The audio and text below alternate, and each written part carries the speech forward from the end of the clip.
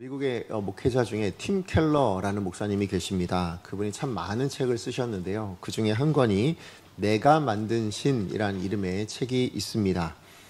이 책의 부제가 하나님의 자리를 훔치다라는 제목입니다. 팀 켈러 목사님 이 책에서 이제 우상 숭배를 정의를 내려주시는데, 단순히 눈에 보이는 어떤 형상에 절하는 행위를 넘어서 하나님보다 더 사랑하고 의지하며 궁극적인 행복과 안정, 의미를 찾는 모든 대상이 그것이 우상이며 또 그것을 추구하는 삶이 우상 숭배다라고 그렇게 말씀합니다. 그래서 이 모든 것이 하나님의 자리를 훔치는 우상이 되어줄 수 있다라는 것이죠. 그래서 이 우상이라는 것은 보통 이렇게 생각한답니다. 저것만 있으면 내 삶에 의미가 있을 거다. 나도 가치 있는 사람이, 저것만 있으면 나도 가치 있는 사람이 될 수 있을 거다. 아니면 내가 저것을 갖게 되어진다면, 내가 저것을 성취하게 되어진다면 나도 안정감을 가지게 될 것이다 라고, 그런 생각을 들게 만드는 것들이 다 우상일 수 있다라고 말씀합니다. 그렇기 때문에 이 팀 켈러 목사님, 종교학자 존 칼빈의 말을 인용해서 인간의 마음은 우상 공장 같다라고 그렇게 이야기합니다. 그러면서 이제 팀 켈러 목사님은 이 인간의 우상 공장 안에서 만들어내는 우상들이 뭔가를 각각의 주제를 가지고 이제 설명하는데, 그 주제가 사랑이고 돈이고 성취, 권력이 있고요. 그 다음에도 가명을 쓴 어떤 신처럼 느껴지는 그런 수문, 그러니까 문화와 사회도 우상일 수 있다, 그렇게 이야기를 합니다. 근데 제가 이 책을 읽으면서 제 안에 하나 들었던 마음이, 그렇다면 세상적인 어떤 가치에 그런 돈이나 사랑이나 아니면 성취나 권력, 이런 것들만 하나님의 자리를 대신하는 우상인가? 제가 이 생각을 했을 때 아니, 그렇지 않다라는 생각이 들었습니다. 성경이 우상은 우상인데 지금 앞서 말씀드린 세상의 가치보다 훨씬 더 두려운 우상이 있다라고 이야기를 합니다. 더 심각한 우상에 대해서 성경이 말씀해주고 있거든요. 그게 뭐냐면 바로 내가 만든 하나님의 형상이라는 우상입니다. 이 이야기는 출애굽기 32장에 보면 출애굽한 이스라엘 백성들이 시내산에 도착하게 됩니다. 근데 그 도착했을 때 하나님께서 모세를 따로 불러서 이제 시내산 꼭대기로 불러 올리시죠. 그리고 거기에서 율법을 기록해 주시고, 또 더 나아가서는 이스라엘 백성들이 어떻게 살아내야 될지에 대한 그 하나님의 말씀, 그 명령을 그 모세에게 전해 주십니다. 자, 그런데 그 기일이 40주야가 되었습니다. 자, 그러니까 40일이 넘도록 지금 모세가 산 꼭대기에 올라가서 내려오질 않는 겁니다. 그 상황이 이스라엘 백성들은 굉장히 두려웠던 것 같습니다. 모세를 의지하여서 그렇게 나왔다고 생각했거든요.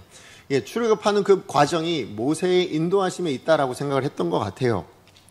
자, 그러다 보니까 이 이스라엘 백성들이 결국은 아론에게 요구를 하는데, 뭘 요구하냐면 우리를 인도하여 낸 신을 만들어 달라, 그렇게 요청을 하게 됩니다. 자, 그러자 이 아론은 그 백성들의 재촉을 못 이겨서 그러면 금들을 다 가지고 와라 해가지고 모든 금들을 다 모아서 한 덩이로 녹입니다. 그리고는 조각을 하는데, 그렇게 조각해서 만들어내어진 것이 무엇인가 하면 송아지 형상이다 라고 이야기합니다. 그리고는 그 송아지 형상 앞에서 그것을 뭐라고 얘기하냐면 이것이야말로 우리를 인도하여 낸 신이다 라고 명령을 하거든요. 그 앞에 번제도 드리고, 그 앞에 화목제도 드리고, 그래서 온 백성이 다 함께 뛰어놀았다라는 것이 32장에 나오고 있는 말씀입니다. 자, 그런데 그럼 이스라엘 백성들이, 아니, 하나님께서 인도해 내신 이 하나님의 백성들이 우상을 섬기고 있는 거냐라고 했을 때, 아니요, 그들은 하나님을 섬긴다 생각했지 우상을 섬긴다고 생각하지 않았습니다. 자, 우리 출애굽기 32장 5절 말씀 같이 한번 읽어보겠습니다. 시작. 아론이 보고 그 앞에 제단을 쌓고 이에 아론이 공포하여 이르되 내일은 여호와의 절일이라 하니, 지금 그 앞이 무엇입니까? 송아지 형상으로 만들어진 그 금 신상이에요. 그 금 형상 앞에 제단을 쌓은 겁니다. 누구를 위한 제단일까요? 송아지 형상이 아닌 하나님을 위한 제단을 쌓은 거예요. 그리고는 여호와의 절일, 여호와의 날입니다. 여호와께 기념이 될 만한 날입니다. 그렇게 선언했다라는 것입니다. 결국 이스라엘 백성들이 섬긴 것은 송아지 형상이 아니라 하나님을 섬긴 것인데, 어떤 하나님이냐면 자기가 만들어낸 하나님이었던 거예요. 왜냐하면 하나님은 눈에 보이지 않잖아요. 그런데 지금 이스라엘 백성들이 뭘 생각한 거냐면, 내가 생각할 때 가장 고귀하게 생긴 형상, 예, 그 형상을 떠올린 겁니다. 그게 바로 송아지 모양이었던 거예요. 그래서 그 송아지 형상을 만들어서는 이것이 하나님이다. 이것이 눈에 보이지 않는 우리를 인도해내신 신이시다라고 선언했던 것이죠. 자, 우리 7절에서 8절 말씀 또 한번 같이 읽어보겠습니다. 시작. 여호와께서 모세에게 이르시되 너는 내려가라. 내가 애굽 땅에서 인도하여 낸 내 백성이 부패하였도다. 그들이 내가 그들에게 명령한 길을 속히 떠나 자기를 위하여 송아지를 부어 만들고 그것을 예배하며 그것에게 제물을 드리며 말하기를 이스라엘아 이는 너희를 애굽 땅에서 인도하여 낸 너희의 신이라 하였도다. 예, 지금 이스라엘 백성들이 송아지 형상을 만들어 놓고 이것을 두고 뭐라고 얘기했다고요? 내가 이 땅에서 우리를 인도해낸 너희의 신, 우리의 신 하나님이시다라고 선언했어요. 근데 그거를 하나님도 들으시고 하나님이 그렇게 말씀하고 있는 거죠. 자, 그런데 하나님 뭐라고 얘기하냐면 그것이 나라고 얘기하지 않는 거예요. 나라고 이야기하지 않고 저들이 만들어낸 형상이다 라고 이야기합니다. 예, 그러면서 뭐라고 얘기하냐면 그렇게 형상을 만들어낸 하나님, 보이지 않는 하나님에 대한 형상을 만들어낸 이들을 향하여 뭐라고 얘기하냐면 부패하였도다 라고 말씀하고 있는 겁니다. 예, 자기를 위하여 부어 만든, 그래서 만들어진 그 하나님의 형상, 이것은 어쩌면 우상보다, 세상에 어떤 가치가 우상이라고 이야기하는 그 우상들보다 훨씬 더 무서운 우상이 된다라는 것입니다. 왜요? 하나님을 섬긴다라고 하지만 나를 위하여 내가 만들어낸 하나님을 섬기는 것이기 때문에 하나님의 말씀에서 떠난 것이요, 그것은 죄이며 뿐만 아니라 하나님 분명히 뭐라고 말씀하십니까? 우리의 영혼과 신앙이 부패했다는 증거로 보셨기 때문에 그렇다라는 것입니다. 그러므로 자기를 위하여 만들어낸 하나님의 형상을 섬기는 것은, 그런 신앙은 우상보다 더 무서운 우상을 숭배하는 삶일 수 있는 겁니다. 왜냐하면 이것은 내가 우상을 숭배한다라고 그 사실조차 인지하지 못하게 만들기 때문에 그렇습니다. 문제는 이런 우상보다 더 무서운 우상을 섬기는 일이 그냥 이 당시에 출애굽했던 이스라엘 백성들만의 문제였는가? 그렇지 않다라는 거예요. 오늘 우리가 읽고 있는 이 본문 안에도 바로 그러한 사람들이 나타나고, 심지어는 오늘 이 시대를 살아내고 있는 저와 여러분, 우리 신앙생활하고 있는 우리 이 시대 안에 있는 성도들 안에도 바로 이런 모습들이 나타나고 있기 때문에 그렇다라는 것입니다. 자, 그렇다면 오늘 이 본문의 말씀을 통해서 우상보다 더 무서운 우상을 섬기고 있는 이 사람들로 인해 일어나는 문제는 무엇이며, 또 그로 인해 우리에게 주시는 하나님의 메시지는 무엇인가를 두 가지로 좀 여러분과 함께 나누기 원하는데요. 자, 첫 번째입니다. 첫 번째, 오늘 본문을 통해서 우리에게 주시는 메시지는 우상은 자기를 위하는 마음에서 비롯되어진다라는 걸 기억하라는 겁니다. 우리 지난주에 살펴봤듯이 신임 총독이었던 베스토가 부임하자 대제사장과 유력했던 유대인들이 사도 바울을 다시 고소합니다. 무엇 때문에요? 죽이려고요. 왜냐하면 이전에 그 전 총독이었던 벨리스 총독에게 고소를 했지만 이루어지지 않았어요. 그런데 2년이 지나도록 그 마음을 품고 있다가 드디어 신임 총독이 오자 다시 한번 이 바울을 죽이기 위해서 고소를 하게 된 거죠. 그러자 이 사도 바울은 그 베스토 앞에서, 아니요, 저는 여기서 재판을 받기를 원치 않습니다. 로마 시민권을 사용해서 어디요? 황제에게 내가 재판을 받고 싶습니다 해서 상소를 하게 되어집니다. 그 상소를 이 신임 베스토 총독이 받아들이죠. 자, 그런데 문제가 생긴 건 뭐냐면, 그렇게 상소를 받아들여 이 사도 바울을 황제에게 보내야 되는데 그냥 보낼 수가 없는 겁니다. 사건에 대한 정확한 개요와 보고서를 보내야 되는데, 아무리 이 베스토 총독이 생각해봐도 이 사도 바울이 로마 제국의 실정법을 어긴 게 없는 것 같은 거예요. 그러니 그냥 보냈다간 오히려 자기 자신이 문제되어질 수 있을 것 같고 황제에게 미움을 받을 수 있거나 다른 어떤 것을 당할 수 있을 것 같아서 고민이 되기 시작했을 그때에 누가 등장합니까? 예, 그 당시에 갈릴리 분봉왕이었던 아그리빠 2세가 자기의 아니었던 버니게를 데리고 찾아오게 됩니다. 왜요? 문안 인사하러 찾아온 겁니다. 자, 그때 이 아그리빠 왕을 보자마자 이 베니스 총독이 뭐라고 얘기합니까? 예, 나에게 좀 조언을 당신에게 조언을 구합니다. 지금 이 사도 바울이라는 이 유대인 때문에 내가 지금 골머리를 앓고 있는데 어떻게 좀 했으면 좋겠습니다 해서 조언을 구해요. 그랬더니 이 아그리빠 왕이, 그럼 저도 사도 바울을 한번 만나보고 이야기를 들어봐야 되겠습니다 라고 이야기를 하죠. 예, 그래서 베스토는 바로 그 다음날 청문회를 열게 되어지는데, 그때 무슨 일이 일어났다고요?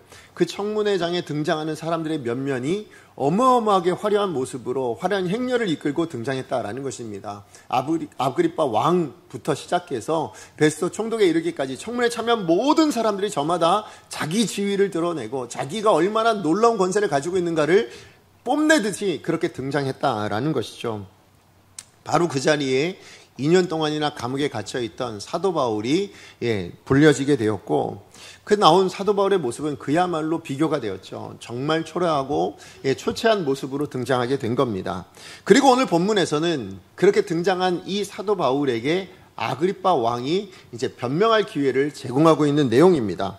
자, 그러자 이 사도 바울이 여러 이야기 중에 가장 핵심적인 내용이 뭡니까? 내가 왜 지금 이 유대인들에게 고소를 당하고 있느냐, 고발을 당하고 있는가, 그 이유를 아그리빠 왕에게 분명하게 설명을 해주고 있는데, 자, 그게 6절에서 7절 말씀입니다. 우리 같이 한번 읽어보겠습니다. 시작. 이제도 여기 서서 심문 받는 것은 하나님이 우리 조상에게 약속하신 것을 바라는 까닭이니, 이 약속은 우리 12지파가 밤낮으로 간절히 하나님을 받들어 섬김으로 얻기를 바라는 바인데, 아그리빠 왕이여, 이 소망으로 말미암아 내가 유대인들에게 고소를 당하는 것이니이다. 지금 사도 바울이 감옥에 갇혀있는 이유가 뭡니까? 로마의 제국의 어떤 실정법을 어겨서 그래서 감옥에 갇힌 것도 아니고, 아니면 유대인들의 어떤 종교법을 어겨서 그래서 감옥에 갇힌 것도 아니랍니다. 이유는 단 하나 있는데 그걸 뭐라고 얘기합니까? 조상 대대로 내려오던 하나님의 약속에 대한 소망 때문에 내가 지금 고소를 당하고 있습니다. 그렇게 말하고 있는 겁니다. 더군다나 사도 바울이 그렇게 고대했던, 소망했던 하나님의 약속은 사도 바울 한 사람의 소망이었냐? 그러지 않아요. 지금 사도 바울이 뭘 얘기하냐면 이스라엘 12지파, 다른 말로 이야기하면 유대인이라면 남녀노소를 불문하고 누구라도 소망하고 있는 바로 그 소망 때문에 내가 지금 고소당하고 있습니다. 그렇게 이야기하고 있는 겁니다. 자, 그렇다면 여러분, 유대인이라면 누구나 소망했던 그 소망의 내용이 뭘까요? 여러분, 우리도 알고 있는 내용입니다. 뭘까요? 바로 메시아에 대한 소망이었습니다. 그죠? 하나님께서 메시아를 보내주셔서 당신의 백성을 구원해 주실 것이다 라는 그 약속, 그것을 소망하고 있었죠. 왜요? 이스라엘 백성들은 주전 722년에 북이스라엘이 멸망을 당하고 또 주전 586년에 남유다가 멸망을 당하게 됩니다.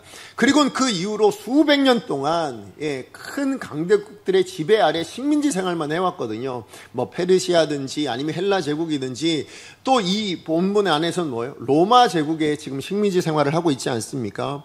자, 그러다 보니 이 유대인들에게 정말 우리를 구원해 줄 메시아에 대한 소망이 정말 간절해질 수밖에 없었다라는 것이죠.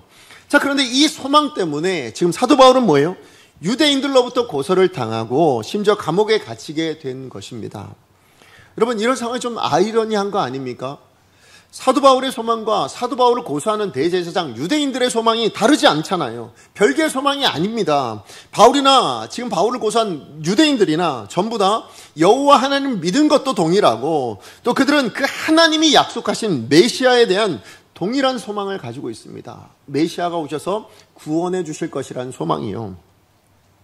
그럼에도 불구하고 이 메시아에 대한 소망을 가진 바울이 메시아에 대한 동일한 소망을 가진 이 대제사장들 유대인들에게 고소당하는 이 아이러니한 상황이 일어난 이유가 대체 어디 있는가? 무엇 때문에 이렇게 고소를 당하게 된 걸까요?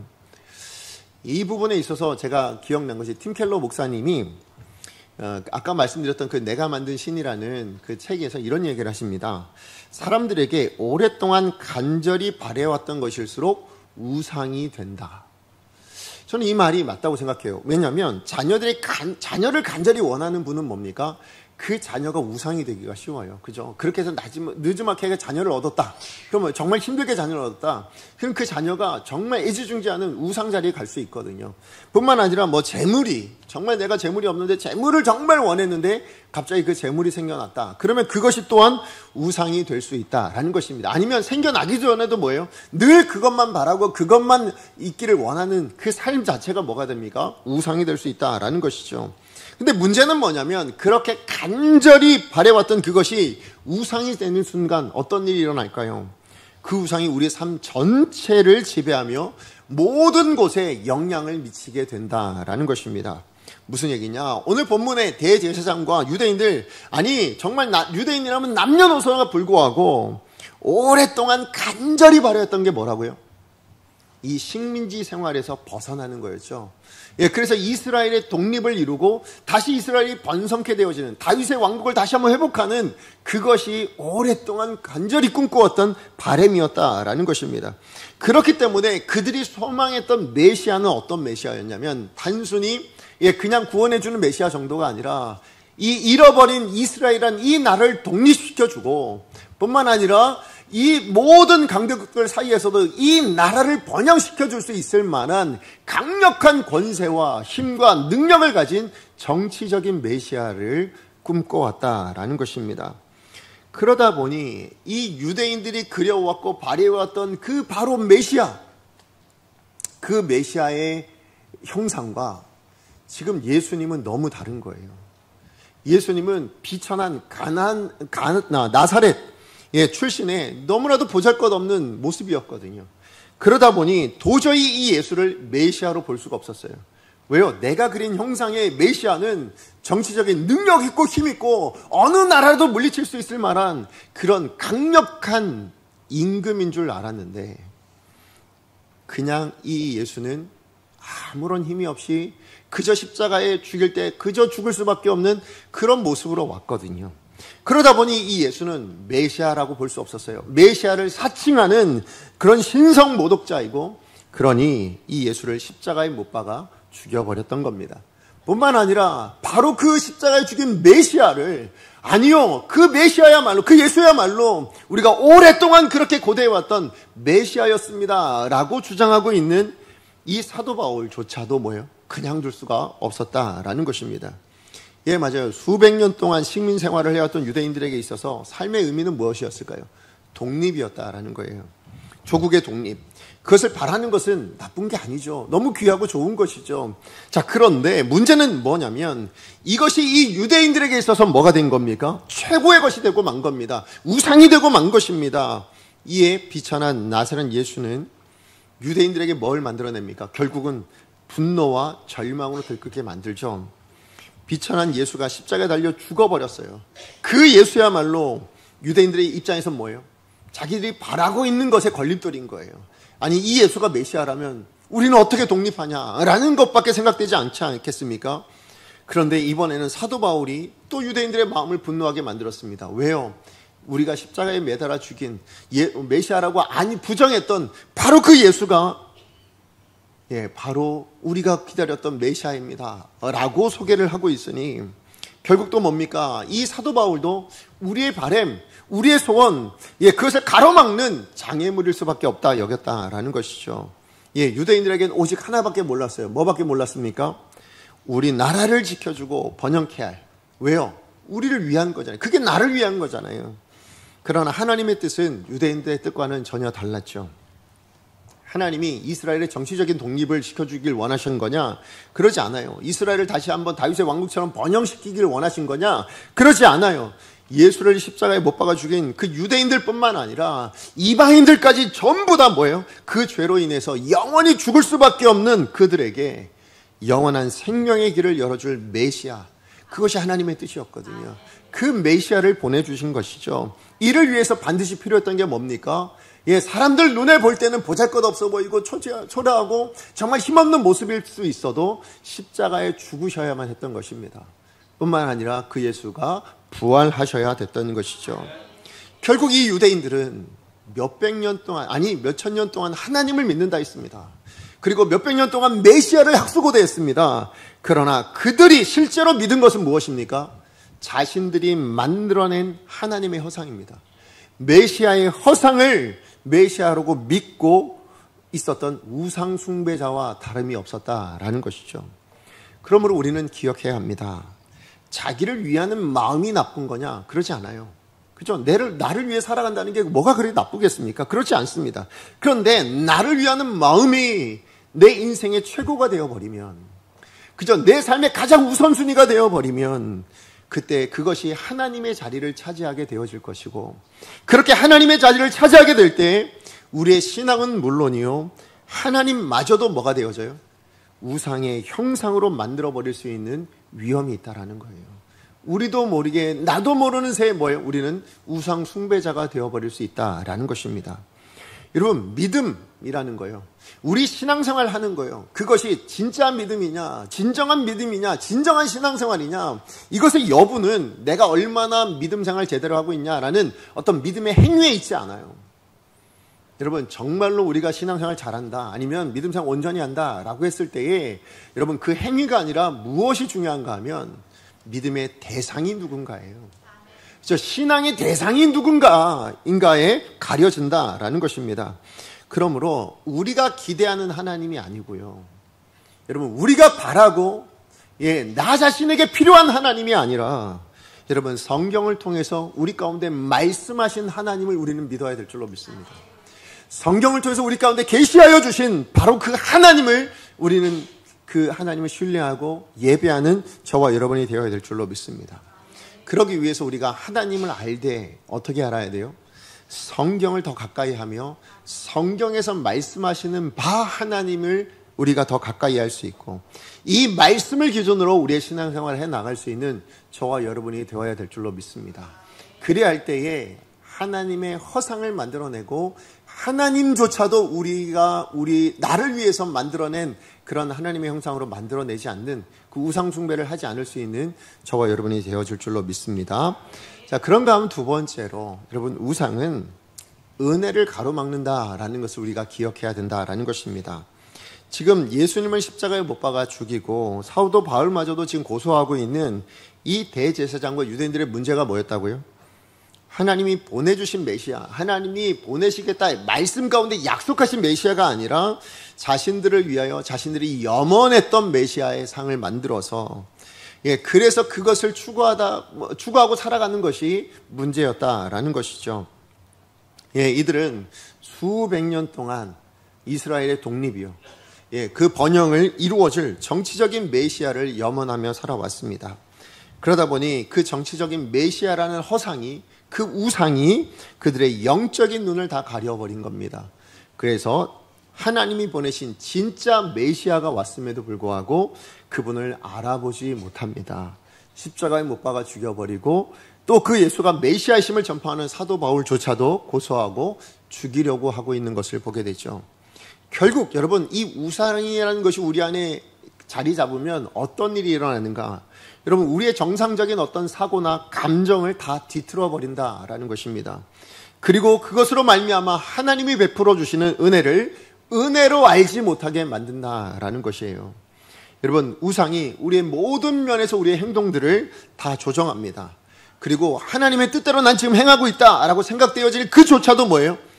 우리를 하나님으로부터 멀어지게 만드는 일들이 일어나게 된다라는 것입니다.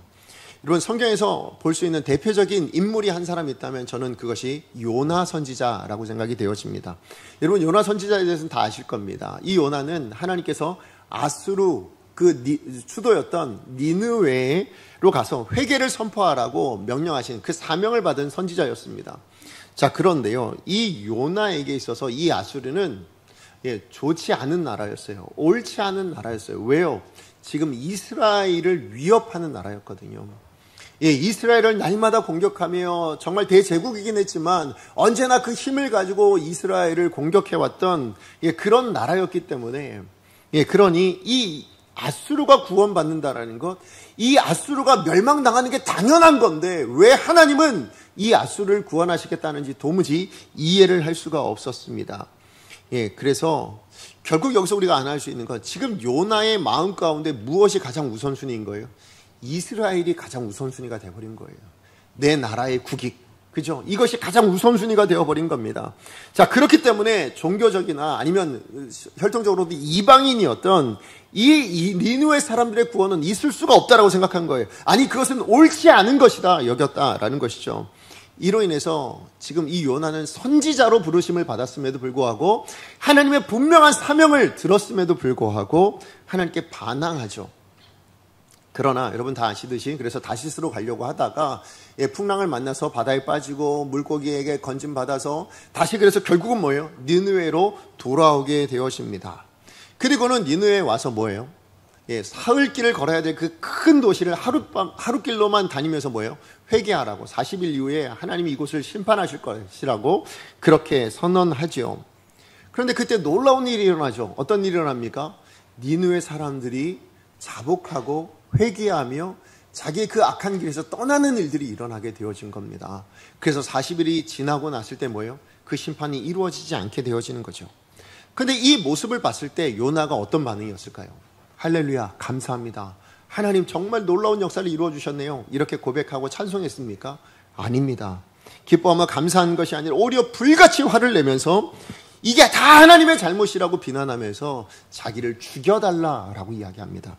자, 우리 요나서 4장 2절에서 3절 말씀 같이 한번 읽어보겠습니다. 시작. 여호와께 기도하여 이르되 여호와여 내가 고국에 있을 때에 이러하겠다고 말씀하지 아니하였나이까. 그러므로 내가 빨리 다시스로 도망하였사오니 주께서는 은혜로우시며 자비로우시며 노하기를 더디하시며 이내가 크시사 뜻을 돌이켜 재앙을 내리지 아니하시는 하나님이신 줄을 내가 알았음이니이다.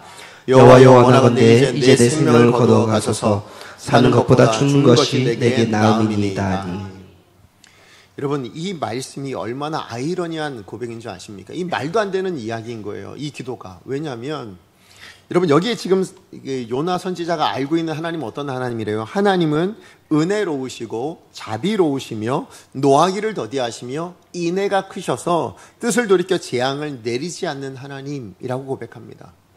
여러분, 이게 화를 낼 이유일까요? 여러분, 이게 분노해야 될 이유일까요? 그럴 수 없어요. 왜냐하면 요나 자신이 지금 이 니느웨까지 올 수 있었던 이유도 하나님이 이러한 하나님이셨기 때문인 거죠. 왜요?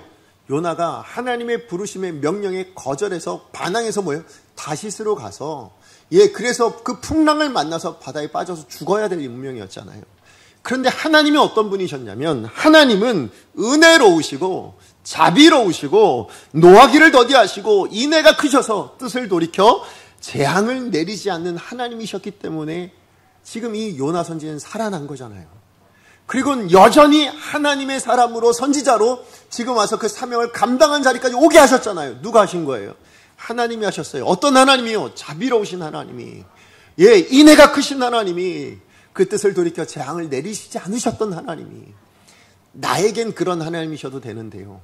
지금 오늘 본문에 니느웨 백성들을 향하여 그런 하나님으로 나타나니까 뭐예요? 분노하고 있다라는 거예요. 그것 때문에 나를 죽여달라고 그렇게 기도하고 있다라는 것입니다. 결국 이 모습 안에서 요나의 마음의 중심에 뭐가 있는지 보이죠. 뭐가 있습니까? 우상이 자리 잡고 있다라는 거예요. 어떤 우상이요? 이스라엘이 최고인데, 이스라엘만 잘 돼야 되는데 어떻게 저 이방 나라가, 아니 우리 이스라엘을 공격하는 저 사람들이 저렇게 회개하고 구원받을 수 있단 말입니까? 이건 있을 수가 없습니다 라고 이야기하고 있다라는 것이죠. 결국 요나의 마음의 주도권은 겉으론 누가 가지고 있는 것처럼 보여요? 하나님이 가지고 계신 것처럼 보이지만 실상은 어디에 매여 있습니까? 그 우상에 매여져 있는 거예요. 그 우상이 영향력을 발휘해서 뭐예요? 결국 하나님조차도 옳지 않은 분처럼 그렇게 선포하고 있다라는 것입니다. 이처럼 우상은 여러분 요나의 마음과 생각을 완전히 비틀어 버리는 겁니다. 요나가 함께 드리는 이 기도가 정말 제정신이라고 이야기할 수 있나요? 그럴 수 없어요. 하나님의 긍휼, 하나님의 사랑, 하나님의 인내, 그 하나님이 그러한 분이시라는 게 어떻게 분노할 이유가 될 수 있냐라는 것이죠. 지금 요나가 이렇게 하고 있는 이유, 그럼에도 불구하고 분노하고 있는 이유는 그가 우상에 눈이 멀었기 때문에 그렇다라는 것입니다. 우상이 우리의 마음을 장악하기 시작하면 결국은 성공이나 실패, 아니면 행복과 슬픔의 모든 정의가 완전히 다 변질되고 맙니다. 우상의 기준대로 현실이 다 재정의가 돼버리는 겁니다. 그래서 돈이 우상이 되면 뭐예요? 돈이 없는 현실은 슬픈 현실인 거예요. 돈이 많으면 뭐예요? 나는 만족스러운 현실이 된다라고 고백하는 거죠. 그러고 그렇게 우상이 내 마음 가운데 자리 잡게 되면 하나님의 선하심이나 하나님의 사랑이나 인내는 정말 귀한 거잖아요. 선한 거잖아요. 그런데 우상 때문에 다 뭐가 돼요? 악한 것으로 변질돼 버리고 있지 않습니까? 요나처럼 오늘 본문의 대제사장과 여러분 이 유대인들 역시도 자신들이 만들었던 메시아상, 그것이 우상이 돼버렸어요. 그랬더니 진정한 메시아가 왔음에도 불구하고 그 진정한 메시아 예수님이 뭐예요? 악한 사람이 돼요. 결국 십자가에 매달려 죽으실 수밖에 없었고, 그 예수를 증거하는 사도 바울도 악한 죄인으로 정죄하고 죽이려고 하고 있다라는 것입니다. 그러나 우리는 알죠. 예수님이야말로 하나님께서 온 인류를 구원하시기 위해 보내신 하나님 은혜의 결정체 아닙니까? 그리고 다메섹 도상에서 예수님을 만나서 그 부르심을 받은 사도 바울 역시도 이 구원의 은혜의 통로가 되어지고 하나님의 도구가 되어졌다라는 걸 우리는 압니다. 그러고 보면 사도 바울을 고소하고 죽이려 했던 대제사장 유대인들은 자신을 위해서요. 자신을 위해서 자신들의 소망을 이루어줄 그런 메시아 우상을 만들므로 인해서 결국 하나님이 주시는 이 모든 은혜들이요. 이걸 은혜로 받아들이지 못하더라라는 것입니다. 그리고 더 나아가 하나님의 능력과 하나님의 역사도 의심하게 돼요. 아니 믿질 못하게 돼요. 우리 오늘 보면 8절 말씀 같이 한번 읽어볼까요? 8절입니다. 시작. 살리심을 어찌하여 못 믿을 것으로 여기나이까. 지금 무슨 얘기예요? 유대인들이 믿는 하나님은 여러분 모세오경을 통해서 우리가 확인하지만 창조주 하나님을 믿었죠. 그죠? 하나님이 이 세상을 창조하셨습니다. 창조주라는 말은 뭐예요? 무에서 유를 만들어내시는 전능하신 하나님이시다라는 믿음입니다. 자, 그 전능하신 하나님, 이 창조주 하나님이 죄를 위해서 죽으신 예수 그리스도를 살리실 수 있을까요? 없을까요? 살리실 수 있죠. 왜요? 전능하신 하나님이신데요. 창조주 하나님이신데요. 죽은 사람 하나를 살리는 것이 불가능한 일이겠습니까? 그럴 수 없다라는 거예요. 그런데 오늘 이 청문회에 있는 모든 유대인들은 뭐라고요? 자신들을 위해 자신들이 만들어낸 그 메시아 우상 때문에 영적인 눈이 다 가리워져서 뭐예요? 그렇게 수천 년 동안 예배하고 그렇게 믿어왔으면서도 불구하고 실제로는 하나님의 이런 은혜, 하나님의 이런 능력까지도 다 믿지 못하는 인생들이 되고 말았다라는 것입니다. 결국 이들로 인해서 뭐예요? 여러분, 이 사람들 때문에, 대제사장과 이 유력한 유대인들 때문에요. 그들이 은혜를 받지 못한 건 물론이고요. 더 나아가서 뭡니까? 실제로 이 은혜가 필요했던 유대인들, 이방인들에게 그 하나님의 은혜를 흘려보내는 것에 방해물이 되고 만 거죠. 장애물이 되고 말았다라는 것입니다. 맞아요. 이처럼 우상은 여러분 그 우상을 섬기는 사람들과 동일하게 뭐예요? 은혜를 가로막는다는 걸 우리는 반드시 기억해야 합니다. 우상이 우리의 생각과 행동과 삶 전체를 지배하고 영향력을 행사하고 있기 때문에 그렇다라는 것이죠. 그러므로 우리가 우리 자신을 한번 돌아볼 수 있었으면 좋겠습니다. 지금 내게 하나님의 은혜를 가로막고 있는 우상은 무엇인가를 여러분 한번 깊이 생각해 보셔야 합니다. 그로 인해서 왜요? 나 자신만 은혜 못 받는 게 아니라 내가 속해 있는 가족들, 아니면 내가 속해 있는 직장 식구들, 더 나아가서 우리 강성교회 안에서도 뭡니까? 하나님의 은혜를 막는 장애물이 될 수 있기 때문에 그렇다라는 것이죠. 그러므로 여러분, 우린 반드시 기억해야 됩니다. 내가 만들어낸 하나님 아니고요. 내가 원하는 하나님 아니고요. 내가 만들어낸 어떤 신앙의 기준이 아니고요. 내가 보기에 옳은 신앙의 기준이 아니고요. 하나님의 말씀으로부터 비롯되어진 온전한 신앙생활, 이 삶을 살아낼 수 있는 저와 여러분이 되어지기를 간절히 소망합니다. 말씀의 결론을 맺습니다. 제가 강성교회에 와서 처음 여러분을 뵀을 때 제 안에 가장 큰 도전이 뭐였냐면 참 열심히 신앙생활을 하시는 모습들이었습니다. 저한테 그것을 굉장히 많이 자랑해 주셨거든요. 정말 열정적으로 헌신하시며 그렇게 교회를 섬겨오셨던 분들이다라는 것을 저한테 말씀해 주셨습니다. 그 열심히 신앙생활하는 모습은 여러분 누구라도 아름다운 모습이죠. 아마 구원받은 성도라면 마땅히 그렇게 성실하게 열심으로 하나님을 위해서 이 몸된 교회를 위해서 충성하는 것이 옳을 것입니다.